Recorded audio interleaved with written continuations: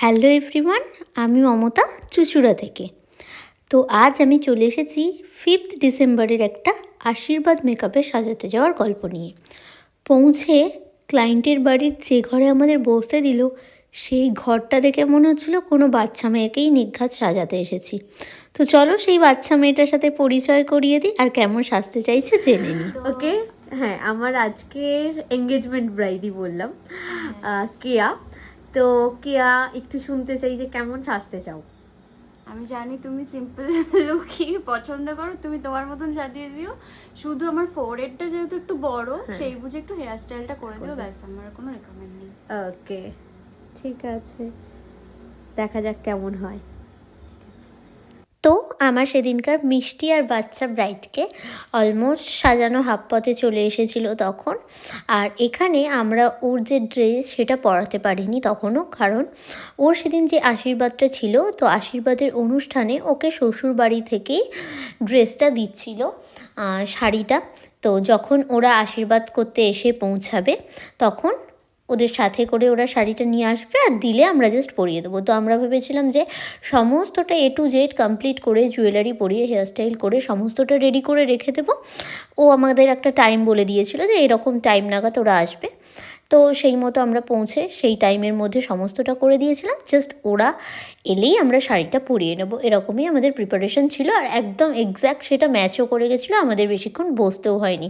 আমার যখন makeup hair পুরো কমপ্লিট, ঠিক সেই সময় ওরা এসে যায়। এবার যতটুকু টাইম লাগে, যে এলেই তো সঙ্গে সঙ্গে শাড়িটা চেয়ে এনে দেওয়া যায় না, সব মেনটেন করে, বাট আমাদের একটুও বসতে হয়নি। আর এখানে দেখো, আমি ওকে একদম সাজিয়ে নিয়েছি। ও একটু টানা চোখ চেয়েছিল, আমি উপরের উইংস করেছিলাম, কিন্তু নিজে একদম কাজল দিইনি। আর এখানে আমি আমার ভীষণ ফেভারিট একটা হাইলাইটার ইউজ করেছি। তোমরা কারা কারা এই হাইলাইটারটা চেনো? এটা মেকআপ রিভলিউশনের সফেক্স হাইলাইটারটা। আমার কাছে এত হাইলাইটার আছে, কিন্তু এটা অল্প বাজেটের মধ্যে এত ভালো একটা হাইলাইটার, এত ভালো স্কিনের সাথে মিশে যায় যে আমি এটা প্রচুর ইউজ করি। আর এখানে দেখো, শাড়ি ছাড়া ওর বাকি full look complete, jewellery and বল সব পরিয়ে। এখানে আমরা নথটাও ওর পরিয়ে নিচ্ছিলাম। এটা ওর সোনার নোজ পিন ছিল, একদম যেভাবে নাকের ফুটোতে পরিয়ে নিচ্ছিলাম, ফলস নয় জিনিসটা। তো আমার ভীষণ পছন্দ হয়েছিল, খুবই সিম্পল, চেনটাও ভীষণ সিম্পলের ওপর, খুব সুন্দর। তো এই ছিল ওর ওভারঅল লুক।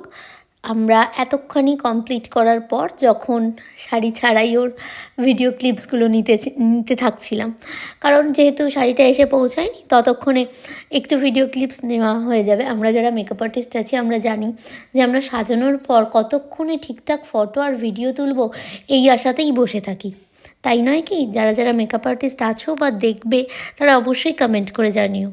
আর এখানে তারপর আমরা শাড়ি পেয়ে যাই, আর শাড়ি পরিয়ে নিয়ে এটা হচ্ছে ওর ফুল কমপ্লিট লুক।